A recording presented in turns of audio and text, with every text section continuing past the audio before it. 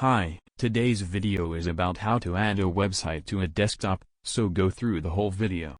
First, copy the website URL by right-clicking from your mouse and selecting the copy or pressing Ctrl+C. Now go to the desktop and right-click or choose shortcut from the new option.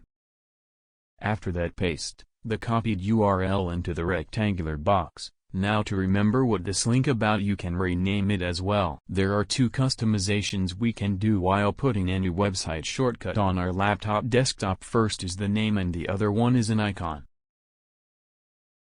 If you want to use customized icon, click on rename and select the icon which you like from the list.